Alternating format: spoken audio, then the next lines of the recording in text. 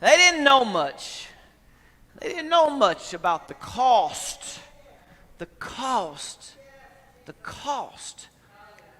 of discipleship.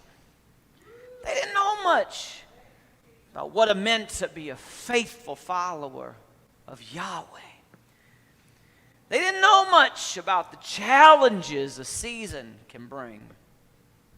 They didn't know much about staying in the game, even when it feels like all you're doing is losing. For Israel, my brothers and sisters, in the 750s, everything seemed to be going their way. And when they encountered hard things, when they did occasionally stumble upon something that seemed like a barrier or an obstacle or an inconvenience or a roadblock, they just made adjustments to make things easy again.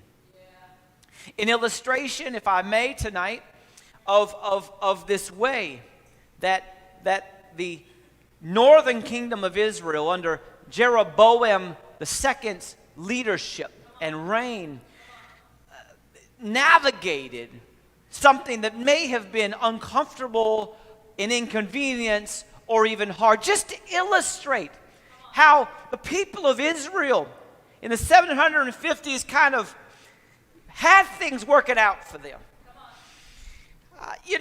Was that the people of Israel would travel south. Remember, they're in the northern kingdom, but you may not know your geography in Israel, but in the southern kingdom of Judah, where Amos was from, that is actually where the city of Jerusalem was located, in the southern kingdom. And so the people of Israel from the northern kingdom, they would often frequently travel south to Judah, to Jerusalem, to the temple that was constructed there to worship Yahweh. But traveling south to worship Yahweh, it's a long way. It's a long way. You got to cross a border. And so here's what Jeroboam II did, because anytime something's uncomfortable or difficult for Israel in the 750s, they just made things easier. And so here's what Jeroboam did. He said, hey, my people. Listen, I know y'all like going south to Jerusalem to the temple, and but I don't. Has it?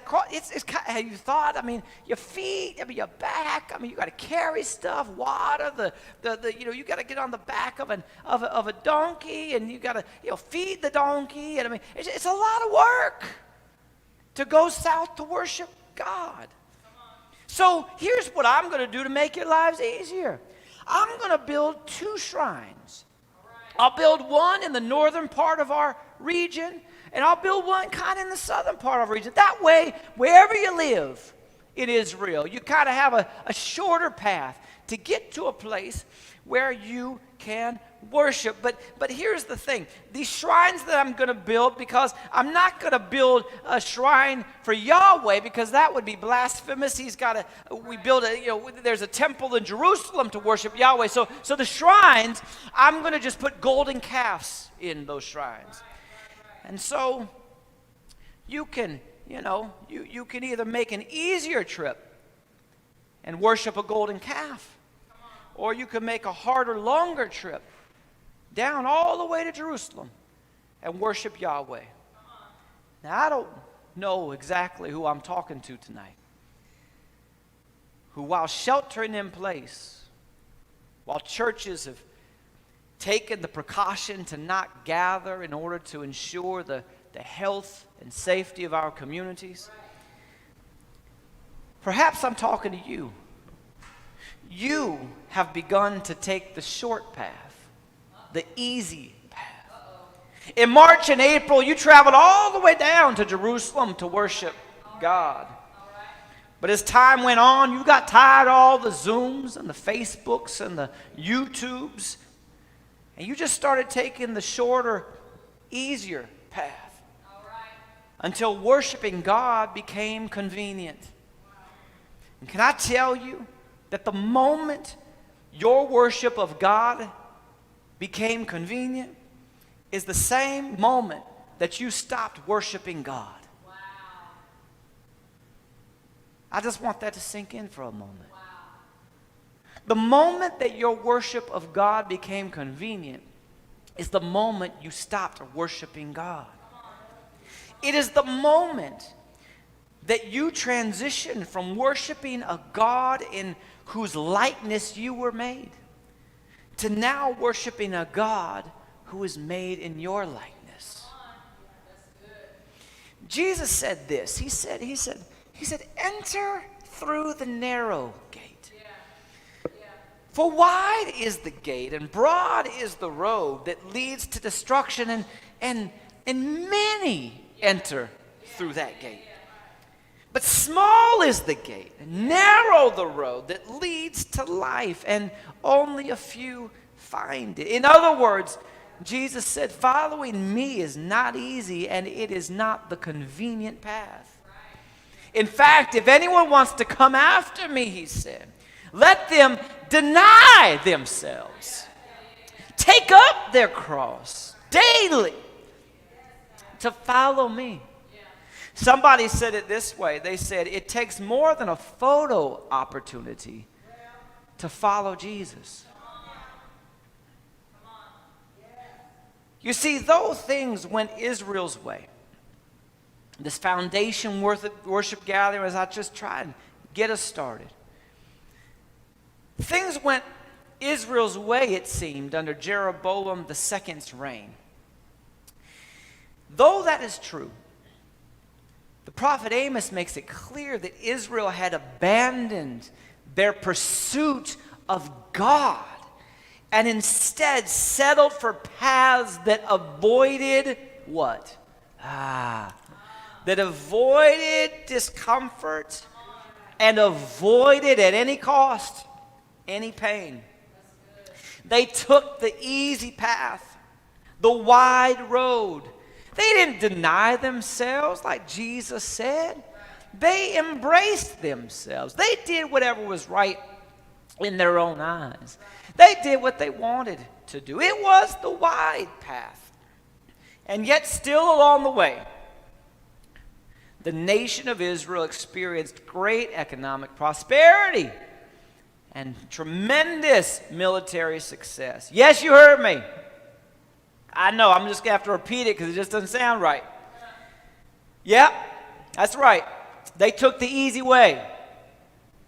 And the easy way led to great economic prosperity and military success. Oh my goodness. The easy way led to great economic prosperity. That's good, y'all. I'm just using big words. Yeah, it's good. They made money. And they won battle after battle after battle. The easy way led to economic success and military victory. And it is to this nation during this time that the prophet Amos comes, and he calls this period of success, this period of prospering, a period of evil. Huh? Did you get that? Amos comes to a nation that has had incredible military success and that has been prospering economically. And he says, this period you're in right now is evil. He said, you become rich by exploiting the poor. You tax them unfairly. You bribe your judges to ensure they never win in court. Then you try to offer God worship offerings to please him. But God says, I can't stand your religious gatherings, and I reject your offerings. Let justice roll down like water and righteousness like an ever-flowing stream. And as I reflect on where the United States is as a nation in this season through the lens of the prophet Amos, I hear some in our country continuing to espouse America's economic strength and military might as evidence of God's blessing. But Amos makes it clear that you can be prosperous yet still repugnant to God. Hear me tonight. Prosperity, wealth, a new job, a nice car, a big house, a boat, a great park nearby where your kids can play, and a dog that does your laundry does not imply kingdom blessing. For as it was with Israel, those successes can come by way of heaven's blessing, or they can come by oppressing people on the other side of your city. This is why the demise of the middle class in the United States is such a big deal. It's a big deal because while we may be getting richer as a country, and the economy may flourish during different periods of time, we are simply becoming a country comprised of only rich and poor. No one is moving up the economic ladder. If you are poor, you just stay poor. There is no middle class that you can move into. The rich keep getting richer by conducting business in ways that keep the poor poor. And anyone that says America is so great because God has blessed us is echoing King Jeroboam more than King Jesus. The disparity and inequality that existed in Israel at the time of Jeroboam II is akin to the disparity and inequality in the United States today. And the message of Amos, calling the period of evil rather than blessed, it is like the message of black and brown communities in the United States proclaiming that our lives are not of the same and equal value as those of our white brothers and sisters, whether we're in the streets or whether we are in the fields. America has not entered a period of blessedness. We are continuing to sink more deeply into our evil ways. And Amos says a time of God's judgment is coming when we will try to run from the consequences of our decisions.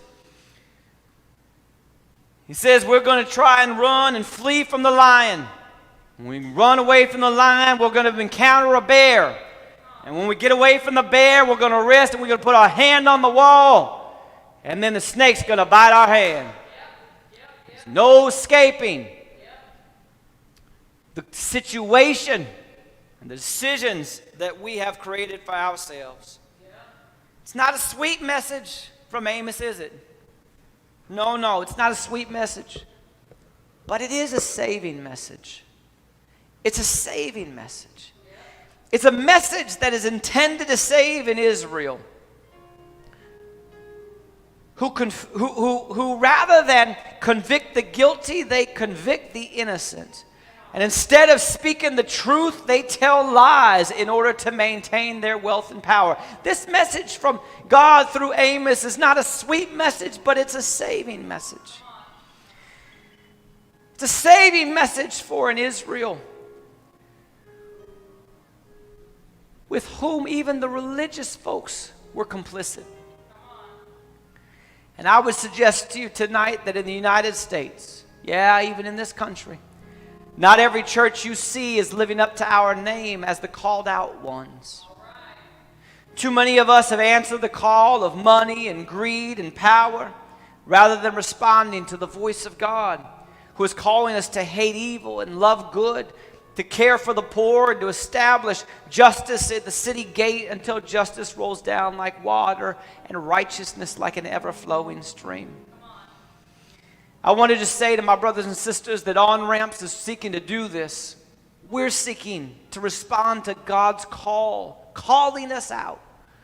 We're doing it, as you saw and as Pastor Reese mentioned earlier, through this Impact Center building. As we seek to create spaces where anybody and everybody can flourish together. We're seeking to do it through Vision 22 as we continue to try and connect churches together from across the city. And I want to tell you that in the midst of this season where many churches are deciding to reopen and regather because of the influence of Vision 22 and the churches in relationship with each other, there are churches that historically would have reopened, but they're not, because they know how important it is in this moment to stand in solidarity with churches in our black and brown communities.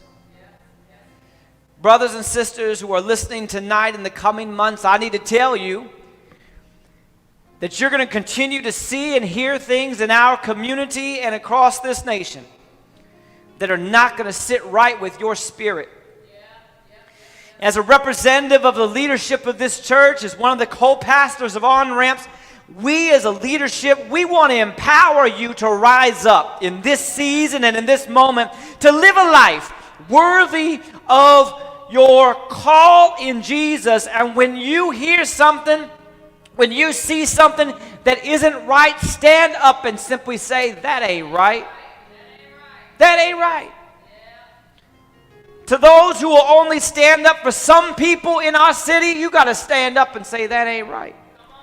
To those who will only advocate for certain companies, you got to say, that ain't right.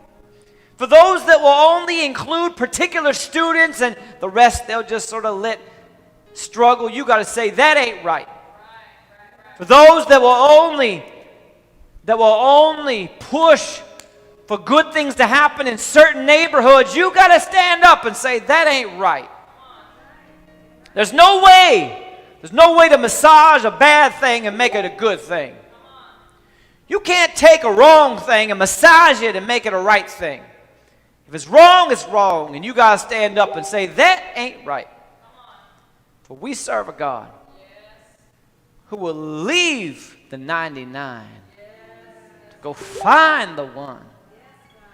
Because God's kingdom, in God's kingdom, everything works for everyone, all of the time, and no one is left out. This political spirit, you'll hear it coming from every side, is a spirit that seeks to divide and says, we only care about these folks, not everybody else. This political spirit will stand up and you'll hear it expressed in so many ways, and they'll say, well, these are the only people that we care about, and not them. They're okay. You've got to stand up and say, that ain't right. That ain't right. You may have already lost some friends during this season. Maybe you haven't. Or maybe you just don't know that you have. They haven't announced it to you. But let me tell you, this is the season where they won't like the tellers of the truth and those that convict the guilty. Amos said in verse 10, he said, they don't like that. So don't look for people to respond, to appreciate the fact that you're saying it ain't right. But this is the time to stand up and say, God has a vision for our world and for our city. And it is a vision of his kingdom on earth as it is in heaven. A vision where justice rolls down like water and righteousness like an ever-flowing, never-ending stream. It's where everything works for everyone all the time and no one is left out. And if you will not stand for that message, if you won't work toward that end, if you won't seek first God's kingdom, but instead you want to seek after your own kingdom that's convenient, that takes the easy path, that takes the short road, that you don't care. It don't matter if you worship a golden calf or you worship God. As long as you worship in something, you got to stand up. We need to stand up and say, that ain't right. Because that does not lead to God's kingdom. You won't find his blessing there. You may find economic prosperity, but you won't find his blessing. You may find military victory, but you won't find his blessing. Because his kingdom is much more profound and holistic than simply some military victories and a couple of dollars in your pocket. It is peace that surpasses all understanding. It is rain on the just and the unjust. It is holy. It is righteous. It is pure. It is, for God so loved the world that he gave his only Son, that whosoever believe in him. Anybody who won't say whosoever, you got to say that ain't right. Anybody that won't stand up for whosoever, you got to say that ain't right. Anybody who says, hey, salvation is only available to these 6 people, you got to say that ain't right. That whosoever believeth in him. will not perish, but have everlasting life. Our world, our nation, has committed itself to ways that are not of God. Amos calls those ways evil. And as our call as the church, as on-ramps, even if it costs us, even if it cuts us, to say that ain't right. Because even if it cuts you, you've got to understand that even the cuts are a blessing from God, in order that in the next year you'll be able to ripen and become everything that God has called you and fashioned you to be.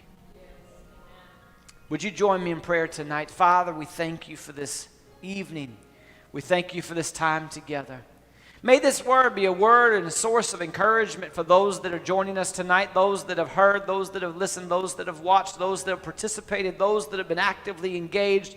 May this word be a word that pushes them, that covers them, that surrounds them, that moves them in and through this season, that we may be able with one clarion voice stand up and say that where there is greed, where there is evil, that we would say so clearly, whether it's our friend or our family or our neighbor or our council member or our mayor or our president or those who are running for office, we say that ain't right, because if you get in office, you ain't going to be no better than that person, because here's the bottom line: you have not surrendered your life to Jesus. You have not committed yourself to God's kingdom vision for this world. And until you do, the poor in our cities, the immigrants in our city, those that are incarcerated in our communities, will never be included. And we serve a whosoever God.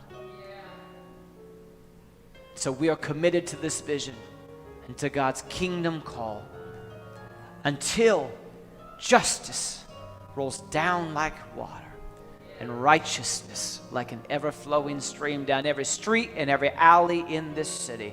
On the north side and the south side and the east side and the west side, we declare it to be true now. In Jesus' mighty name we pray. Amen.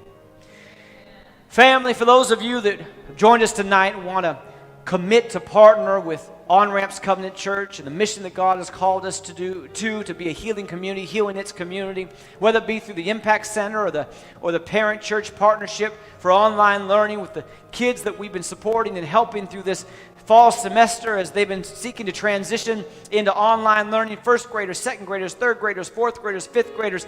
We have come around parents and families and trying to support this community in ways that are meaningful and tangible and that will ensure that no one is left out. If you would like to support, the best way to do it right now is to do it by making a financial contribution. Best way to do it is through Venmo. Download it on your smartphone and search for On-Ramps Church. Venmo, V-E-N-M-O, search for On-Ramps Church. You can also go to onrampschurch.org/give and give through our website through PayPal. Giving through PayPal, though, does take out a fee, and you may not want that, but I just want you to know it, and that is an option. And the last thing, you can always mail something. Mail a gift to 1955 Broadway Street, Fresno, California, 93721. May the